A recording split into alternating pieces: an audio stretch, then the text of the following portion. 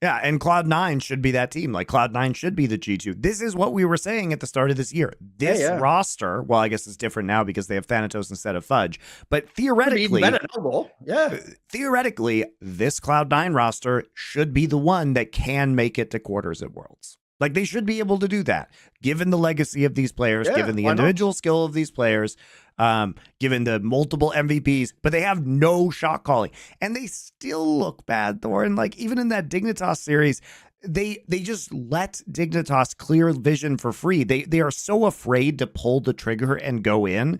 They give up ground for free. They're indecisive, and the worst, it's like they're indecisive in one moment where they will not actually secure objectives or they will not fight for vision and they won't actually punish teams for walking in on them. And then the other time they're just diving 3 towers deep into your base and all dying and giving the enemy a pentakill. And it's like, what the fuck is this team? Like they're super decisive at exactly the wrong moments. And it's like, once they commit to a play, they can't actually reevaluate it and break it off, even if it looks like a bad idea as they're going in.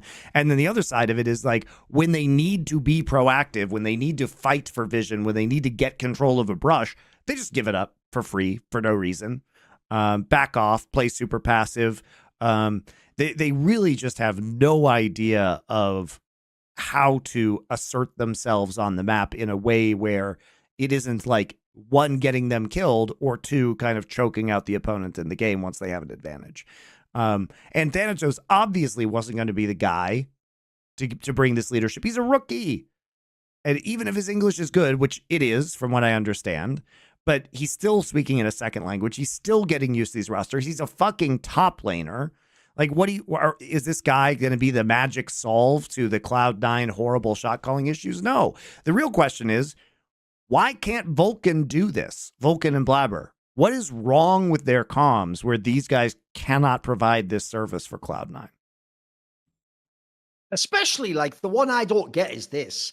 You would think, like, they could just do it by committee, Monty. You'd think it'd be like Blabber just calls around his ganks or whatever, and then Vulcan, like, I don't know, sets up the map or something. You know, you'd think there'd be like a way to divide up the labor and not have to have one god shot caller. Well, Vulcan also historically has been an engaged support player. So shouldn't he be calling the engaged? Guess not. Yeah, you think so, right? I mean, it's just very weird, the problems that they have. And you still like what you're seeing a lot of the time in lane from Jojo. Like Jojo's a very good laner. Oh. You see these advantages that they're able to accrue, but they just make poor decisions as a team when they're together. They still are struggling to kind of integrate Thanatos in, which is to be expected, but it's not where you want to be. Like, this team needs to make worlds. You know what I mean? Like, if they don't make worlds, imagine what a failure that would be. No MSI and no worlds, man. That would be insane. And no LCS titles. Like, that would be the worst year in the history of Cloud9 relative to what they've got. They should have had everything this year. I mean, they won the Jojo Pyun lottery in the offseason. Like, this guy was the player that everybody wanted. Yep. And Cloud9 paid a lot of money to get him, right? They did splash out. It's not like Jojo's on a low amount of money. But they haven't actually figured out the team dynamics that are going to work for them.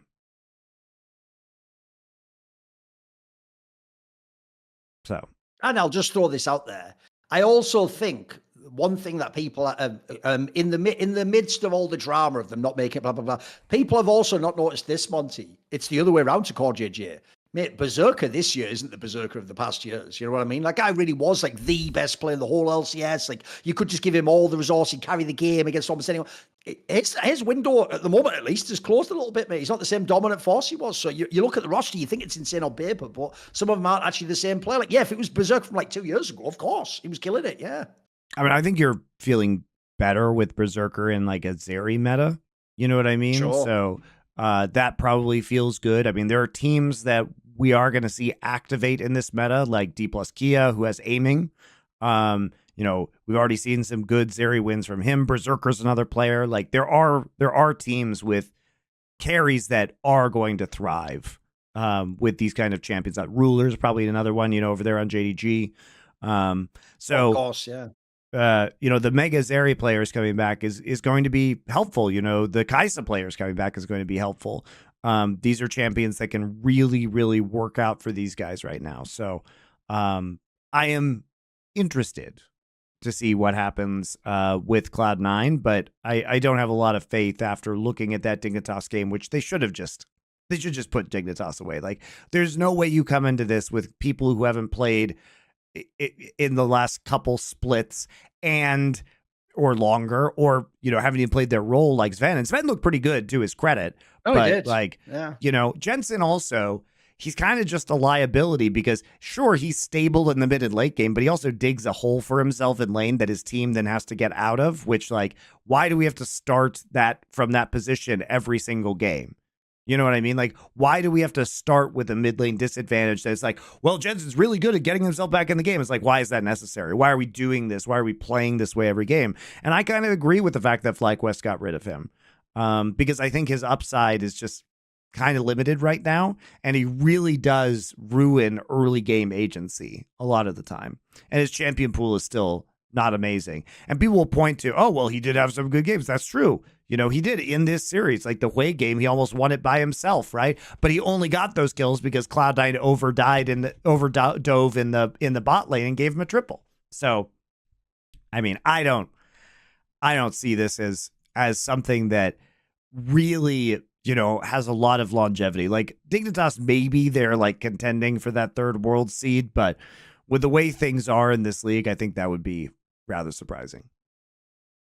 Thing is, though, I do think the underrated player in terms of potential is clearly Sven, because people act, dude. He was so good. I've never seen a player with a resume like his get treated like a bomb. Like, it's crazy, mate. He has won so many championships. It is bonkers at this point. Like, on both sides of the fucking Atlantic too. Like, he has an amazing resume, and people act like he was only good in 2015 or something. Man, it's so insane. Like, this guy, I said, and look, he now plays with him, so take it with a grain of salt. But Licorice actually said, I think it was Licorice, said this is the most skilled player he ever played with, is Sven. As ADC, like, he thought he was just that good. I mean, Sven was always a good ADC, and I thought he wasn't a great support player, but he adjusted to it very quickly. He knew what he was doing was the key thing. He knew he wasn't the shit, so he kind of like worked around it. Yeah. Support. But it's like, as a player, he's very vocal. He's a good teammate. He's very hardworking. He's super dedicated. He motivates other people. He will shot call in games, right? And he serves as a leader on your team. Like, I think he really is one of the best teammates you could have. And he's individually skilled. And I think he showed that in this series. Like, his various mechanics for a guy who hadn't played AD carry in a long time looked pretty good. So I think, you know, it was kind of amazing he couldn't find himself on a better roster, given how much I think he brings to any organization that he's a part of. Oh, by the way, you have to love this, Monty. Also, Licorice just doesn't give a fuck about the global meta. He's brought back his old Poppy, because if people don't know, he used to play that way back in there. Thing is, though, that is one of those champions, Monty, I do think, just like Mickey X when he plays at support. I don't care how strong it is at that role. It's just about if you can hit that ult. If you can hit that ult, you can do so much with that. I still think that is actually one of the most like sleeper OP champions ever. Just because it's like the utility of it, it's not some damage metric. It's the utility of what you can do with it. It's such an amazing champion. Well, it was also a good pick there. And we have seen Poppy in certain matchups, particularly in Jack's matchups in top lane recently. It's obviously been, especially with G2, like you say, more in the support position, and Vulcan did play it in the support position this series, or mostly in the jungle. But we have seen internationally the Poppy played in the top side, depending on matchups. And it is very annoying for Jax to play into Poppy. But you know, the Poppy pick here actually has a lot of value because you can actually just get on top of the back line, which he did frequently, and stop Jojo Pian's Corki from Valkyrieing out. You can prevent Blabber from dashing in on the Nidalee, right? You have a lot. It's not being in Italy against that comp. Yeah. I don't know about that. I don't know about that. It's not great. That's not great. Interesting pick, certainly.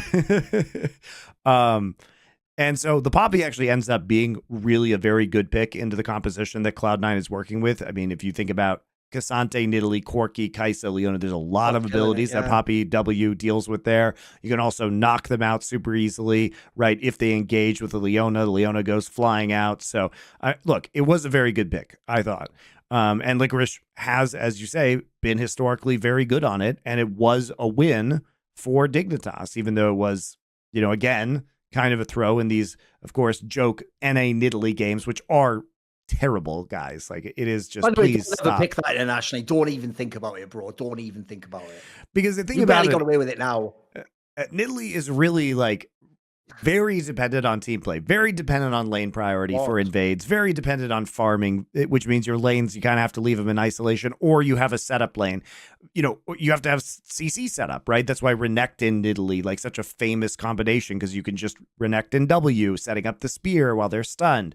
But there isn't actually a lot of CC on Cloud9's team, so the Nidalee spear setup really isn't there outside of Leona. And not only that, but you actually have to, your team has to play around the Nidalee poke, and you have to be able to find those angles and control vision. And you just have to, it requires a significant amounts of coordination, because she's not a jungler that could just walk in and face tank things and get vision for you, right? It's a more deliberate process of putting spears through brushes, poking people out, and poke compositions are difficult to play. They're the most difficult kind of composition to play, because if you make a positional error, you get punished and you all die and you give up Baron. They can be very powerful, no doubt, but they are hard. And you have to have good vision to prevent them from flanking you. And it is hard to prevent them from getting into your backline when they have Vi, Nautilus, and Poppy to sit on top of your backline and to get easy access. So wasn't really in love with that drafting. But I will say, Thorin, I think Reaper being back on Cloud9 is probably the thing I'm most excited about, not only because he's Korean and can kind of integrate Thanatos in that way, but because he just doesn't not, like, he always makes finals. Always. Every single one of his team. I always said, like, even though at the time I used to critique him because he hadn't won the LCS, his like floor raising ability is very impressive as a coach, Monty. Like, he's the sort of person where if you give him like decent players, you're almost guaranteed top 4. It's almost like a guarantee. Yeah. So he obviously knows what he's doing. Yes. So, and you know, he should be the one, if anybody can actually clean up their comms here and like get them to figure out their internal teamwork and macro, I would hope that it would be him who could do it. It's certainly a very good signing. So yeah, I'm maybe that is the factor that turns around Cloud9. See more cool, funny, interesting clips based on topics from my content? Well, subscribe to this channel then, or, you know, be a pleb and don't.